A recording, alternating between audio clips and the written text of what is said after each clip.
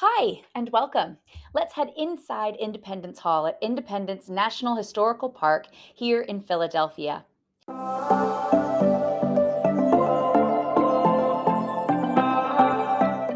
Our first stop is going to be the court. Here you can see where lawyers sat, the accused, the jury, onlookers, the judges.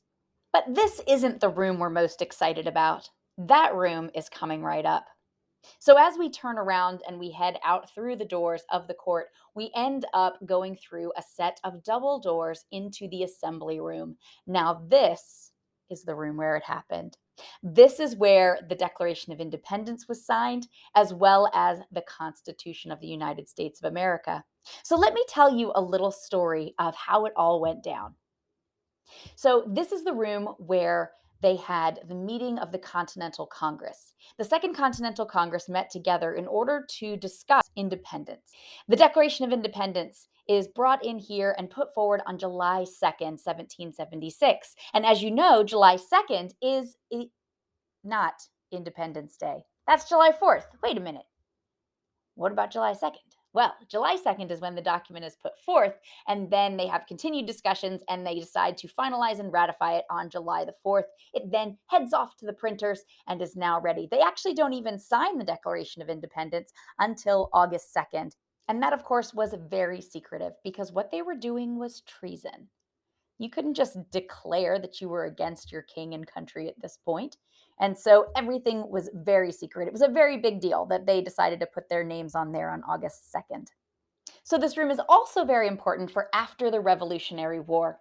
We declare our independence, we have the Revolutionary War, and then it's time to get down to the business of governing.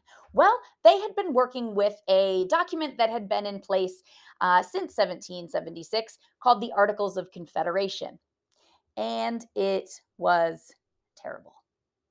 So they decided to have a constitutional convention. They met together in May of 1787, and it took them all of 4 days for them to figure out that the Articles of Confederation was a terrible document, and they really should just create a whole new form of government. And so that's what they decide to do.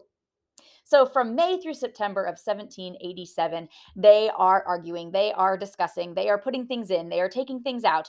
This delegate wants this delegate doesn't want that. And ultimately, George Washington is sitting up there and he's finally like, listen, we've got to finish this. No one's happy. This is the perfect time to sign. Wait, no one's happy, so it's the perfect time to sign? Well, no one could agree. The one thing everybody did kind of agree to was that we should pull out enslavement. They were not going to discuss enslavement in the Constitution because they felt that if they left it in, they would not have a country to even start with. So they pull out enslavement and they kind of put a pin in it over here. Now, as we know, that continues to embroil the nation until it finally explodes into the Civil War in 1861. But back here to 1787.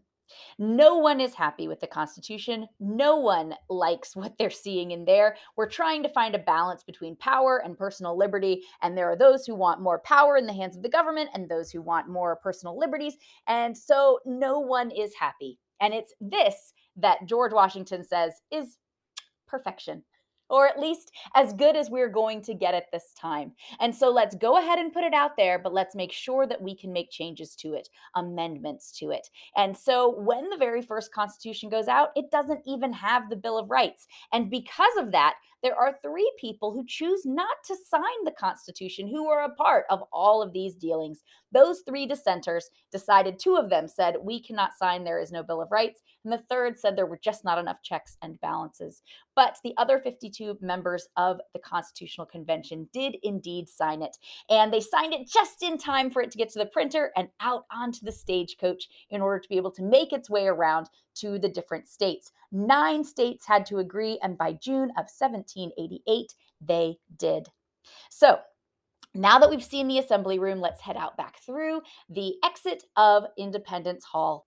As you can see here, here's a big open space, flats of stairs. It takes you upstairs to the long gallery where the governor would hold different state events. If you loved this virtual field trip, hit the subscribe button or watch some more of my videos. I have a ton of fast facts for you, of videos that are 3 minutes or less to tell you fun and interesting facts from my travels around the country and the world.